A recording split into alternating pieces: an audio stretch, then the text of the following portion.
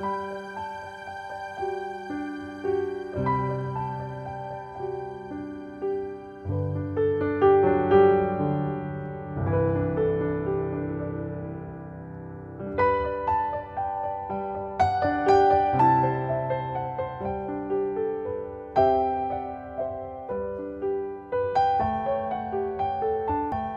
my name is Jason Lucero. I am the Grand Knight currently of the St. Joan of Arc Council of the Knights of Columbus. You are all in for a real treat tonight as our adult confirmation team has put together the best ever tour of the church that they have done. I spent the last 2 years in the adult confirmation class, so it's coming from a reliable source. Before we begin tonight, I would like for you all to join me in prayer.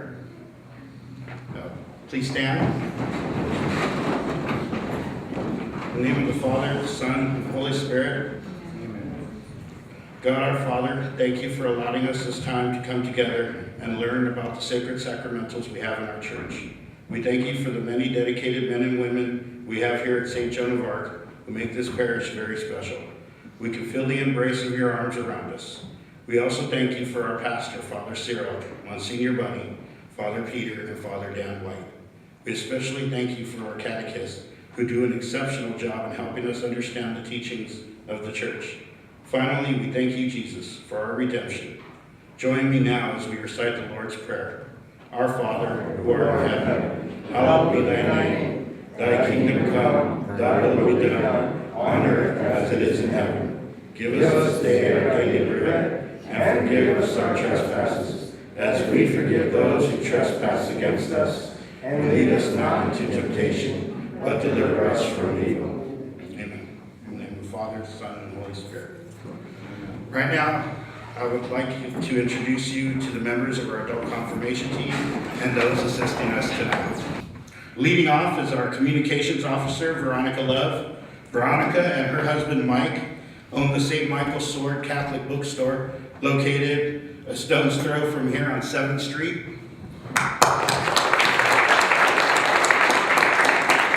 Next is our attendance officer, Len Palazzolo. Len's job is vital to this class. We would be lost without the outstanding work Len does for this class in keeping all the records straight. Next is a newcomer, our hospitality officer, who is currently setting up hospitality at the Lord's table, Mike Durr. Mike was a student in this class last year and was received into the church at the Easter Vigil last year.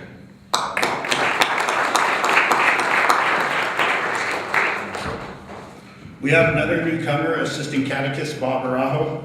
Bob was a student in this class 2 years ago and has volunteered to share his talent with us. Next, we have another assistant catechist, Joanne Barbieri Rash. Joanne is our moral theologian. We are blessed to have her as part of this team. This class would not be as great as it is without her contributions. Finally, we have our instructor and tonight's main speaker. You'd never know that he's a truck driver, Mr. Tim Rash. Our altar servers assisting us tonight are third-year confirmation students, Robert Rash,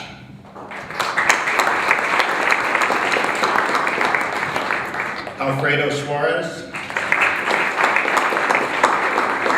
and Daisy Sandoval.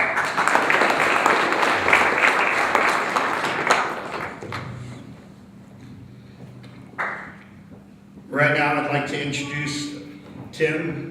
He's going to tell us about some of the sacramentals in the church and the vessels and vestments used at Mass. One of the first things that happens when we come into the church, something marvelous happens. So the sacred and the profane meet together. We call that a theophany. You're going to be hearing that word quite a bit tonight. And we'll have more on that a little bit later. But right away when you come into the church, we have on all sides fountains, what we call holy water fonts. The holy water is that blessed water that we call to mind our baptism. We put our fingers into the water, it symbolizes our dying with Christ, and we we come out, we rise again with him as we bless ourselves with the symbol of our faith, the sign of the cross. The altar servers have got the vestments the priest wears at Mass. Now the altar boys and girl, altar servers are wearing an owl, and the owl short.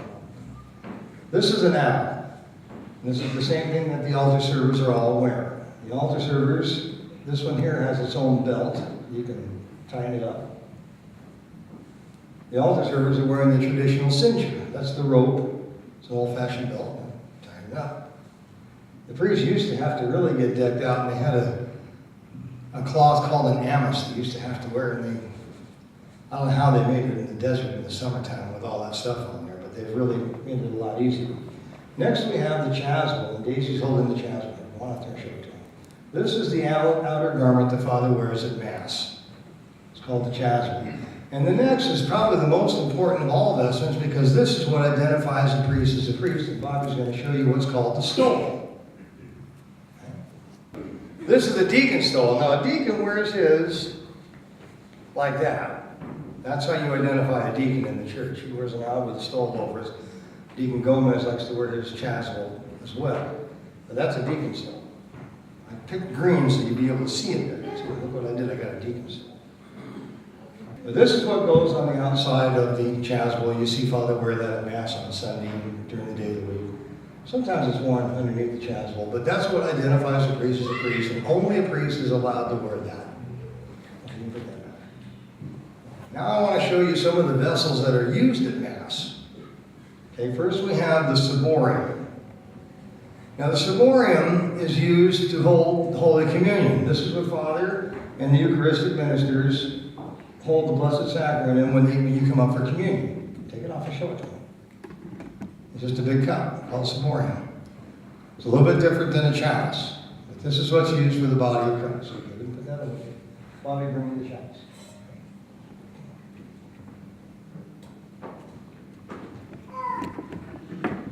This is the chalice. I have Father Cyril's personal chalice right here. Okay? This is the best one we have, this one. It's a cup. This is what the wine, before it's consecrated, comes into, and when Father consecrates it at Mass, it becomes the blood of Christ. This is what is used. And we have, hold it. We have a purificator. This is what we use to wipe the chalice and clean it, and you'll see it over the chalice like this, the way how it's set up. Then we have what's called the paten. Take the paw off. Take the Eucharist, take the host out. The paten is simply a plate. Fits right over the cup, kind of nice. Then we have, this is an unconsecrated Eucharist. That's what Father uses to bring Jesus to you and I at Holy Mass. When Father does the words of consecration, this piece of bread becomes the body of Christ. And we'll explain that a little bit later during the talk. And it fits right into the paten. Then we have what's called the pall. For those of you that were at the class on the Eucharistic miracles, we talked about the altar boy in the 14th century, Thomas Calliot, who caught a host on a pall. When people, some of you are probably old enough to remember the patens the altar boys used to use at Mass. When you came to communion, they'd hold it over under your chin in case the host ever dropped, they'd be able to catch it. Well, the young altar boy in the 14th century, 1331 was the year, caught one of the hosts on one of these palls. Just like this, just a piece of cardboard. This one's got laminated over it, a little cloth on it, so it's nice. It's mainly used for sanitary reasons. In an air-conditioned building, you probably don't even need this, but we have that. And years ago, we used to have what was called a purse. It rhymes like a woman's purse. It would be like a bigger pall, only it opened up in a purse, and all that stuff that I showed you went inside of it. And then there was an altar veil that went over it, over the chalice.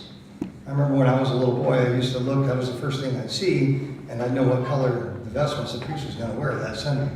With the little bitty guy, I recognized that. So, now we have what we use at benediction. It's called the monstrance. Bobby?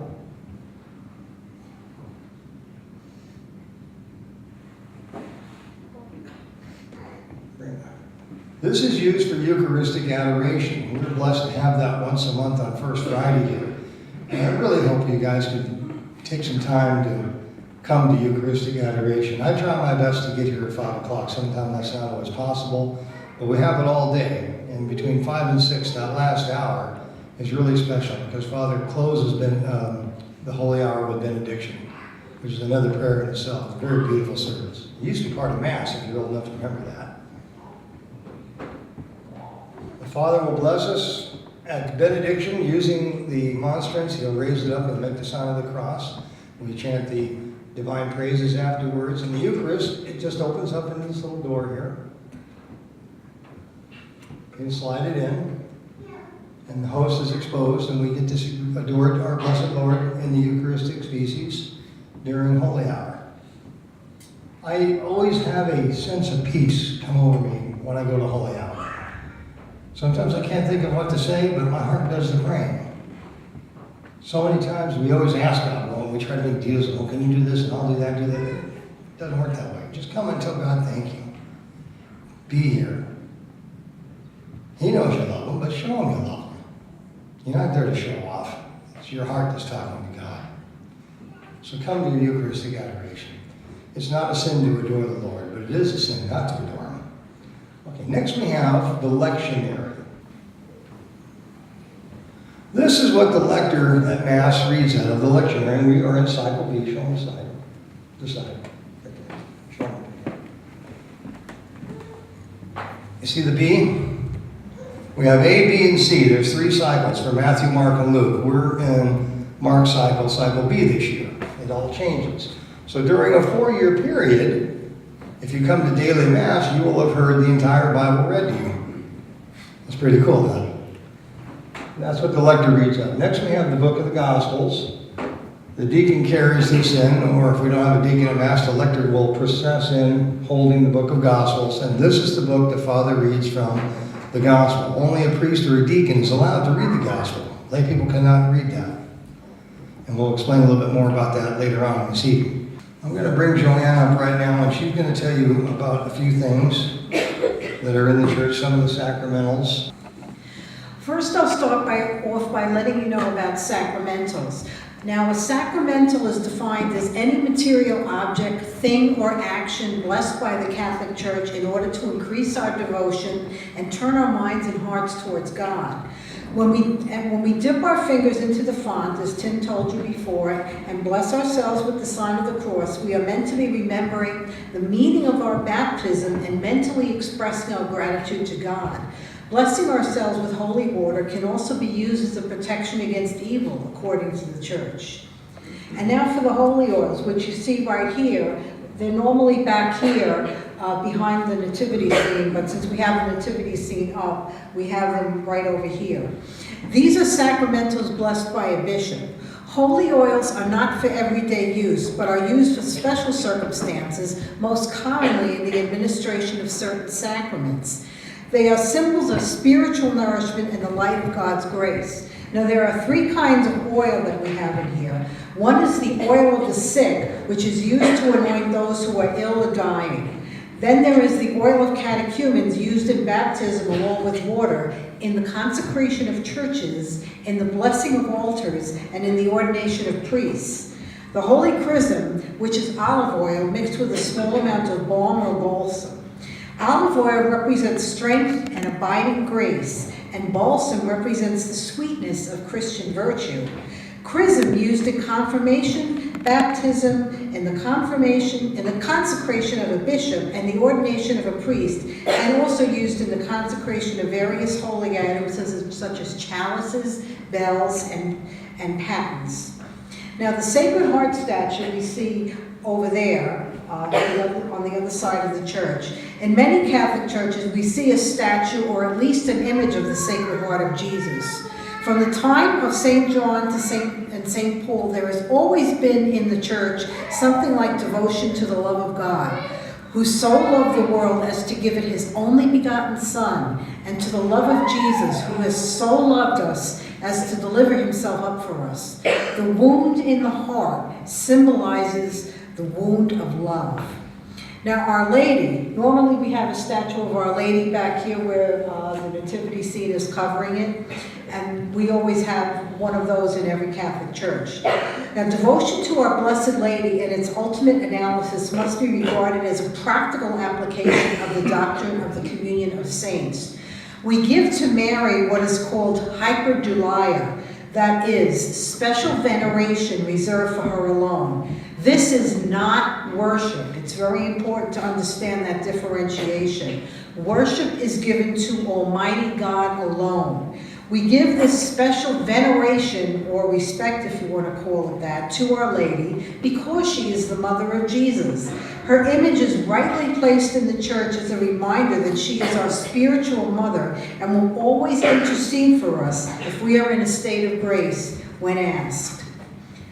Now, next is the Infant of Prague, which is normally over there against the wall where the nativity scene is. That's where you will normally find it. And the Infant of Prague, I is just bringing up here to the front now so you can see it. This is the same baby Jesus that you see in the crib here. They're not two different people. So just to be sure that you know that we're talking about the same Jesus. Now, a little bit of history about the Infant of Prague. Prague is the capital city of the Czech Republic, which is at the very central part of Europe with Germany, Poland, Russia, and Austria as its neighbors. The history of the infant Jesus of Prague started in the 17th century when a statue of the infant Jesus was brought into Bohemia, now the Czech Republic, and eventually was given to the Discalced Carmelites in Prague. Since then, the statue has remained in Prague and has drawn many devotees worldwide to go and honor the Holy Child. Many graces, blessings, favors, and miraculous healings have been received by many who petitioned before the infant Jesus. The exact origin of the infant Jesus statue was not truly known, but historical sources point to a small 28-centimeter high sculpture of the Holy Child with a bird in his right hand, carved in around the year 1340. Many other infant Jesus sculptures were also carved by famous masters throughout Europe in the Middle Ages. The popularity of the child Jesus grew in the Baroque period in Spain, which may have been caused by the visions of Saint Teresa of Avila.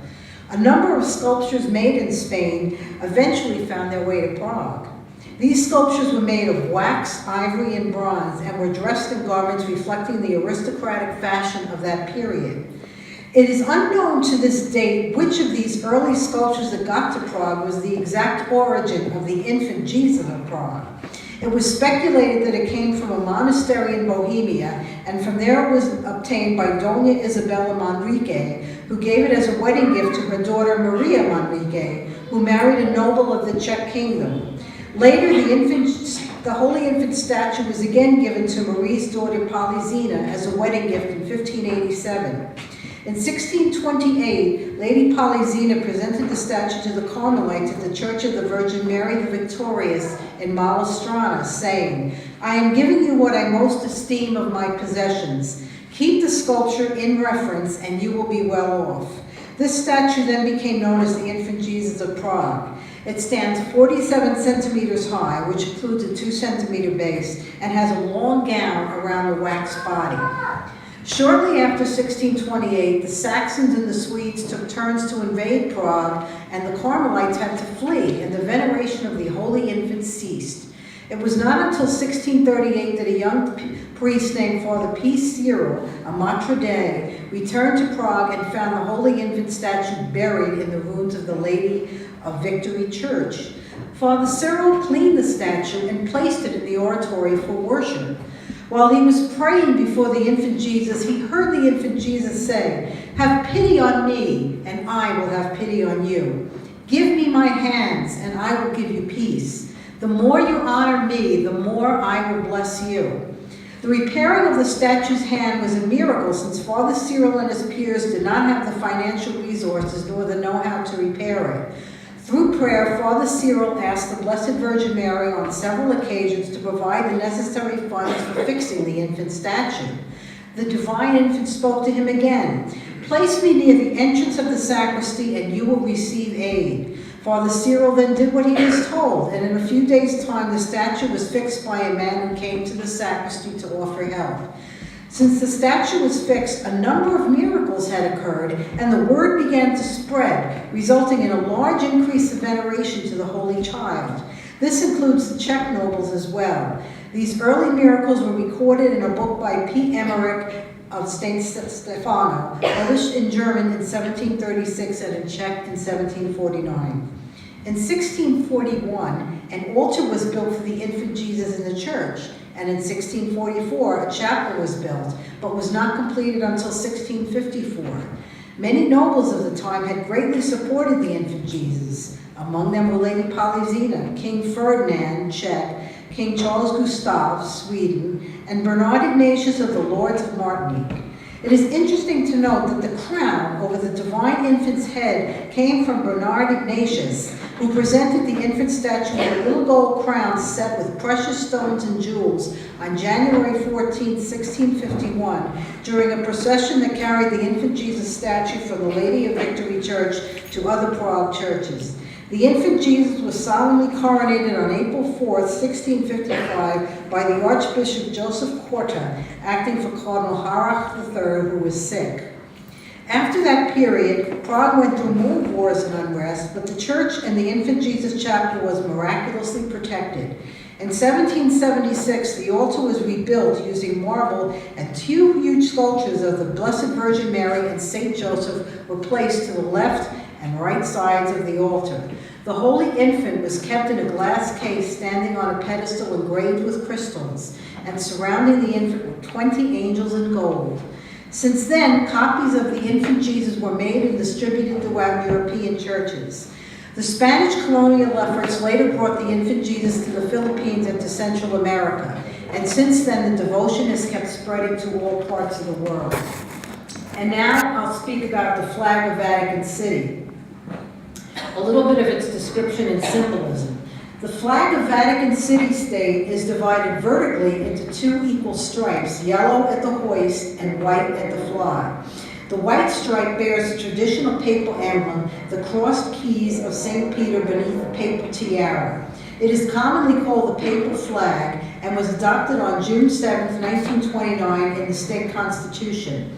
It was first flown by Papal States merchant ships from 1825 to 1870. Yellow and white have been the papal colors since 1808 when they were first used in a cockade, i.e. a circular cloth badge. The keys of St. Peter, crossed diagonally, have been a papal symbol since the Middle Ages. They are referenced in the New Testament in the words of Jesus to Simon, "I will give you the keys of the kingdom of heaven. Whatever you bind on earth shall be bound in heaven, and whatever you loose on earth shall be loosed in heaven." The triple tiara has also been a papal symbol since the Middle Ages, with various symbolic interpretations. One theory holds that the three crowns represent the Pope's supremacy over other earthly sovereigns.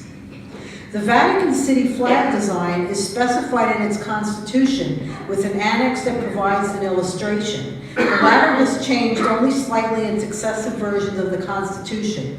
It portrays a ceremonial flag with square dimensions and a special staff, finial, and cravat.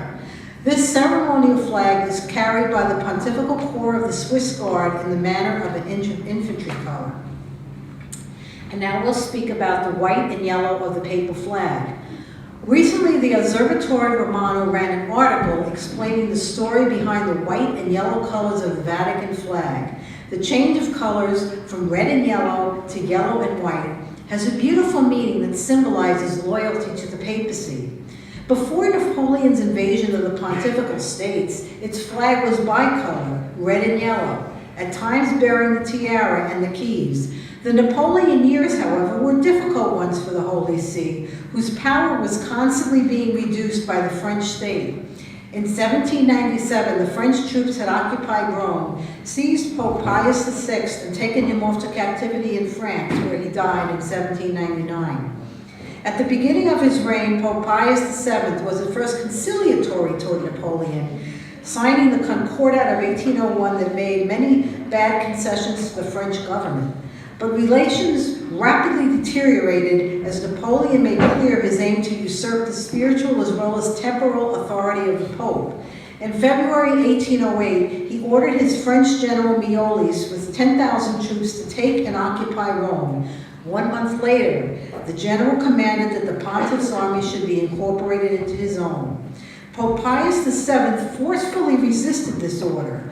On March 13, 1808, he ordered that the Vatican troops that remained loyal to him should replace the Roman insignia colors with white and yellow, so that they would not be confused with the pontifical soldiers who entered under French command carrying the red and yellow colors. This document, sent in writing 3 days later to the diplomatic corps, is considered to be the act creating the colors of the current flag of Vatican City. The story reminds us of the importance of the papal troops that defended both the spiritual and temporal rights of the papacy. Thank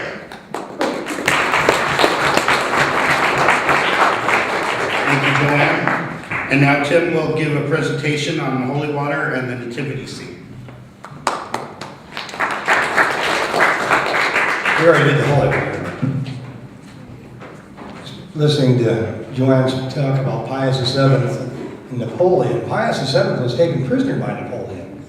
And you'll hear in a little bit, one of the things that got him through was our Mother Perpetual Help. And then we'll tell you all about that as we have her picture on the back of the church on the wall. The nativity scene dates back to the year 1223. It's been a constant in the church since the days of St. Francis of Assisi. He was the first one to put the nativity crib, and it's just like a fad, has never run out of style. It's just kept going and going and going. The presence of the ox and the ass, the donkey over there, were found in 1877 in the nativity by St. Sebastian in the St. Sebastian catacombs. They were found. And it probably comes from a misinterpretation of Isaiah chapter 1 verse 3 and Habakkuk chapter 3 verse 2. But like anything else, it just kind of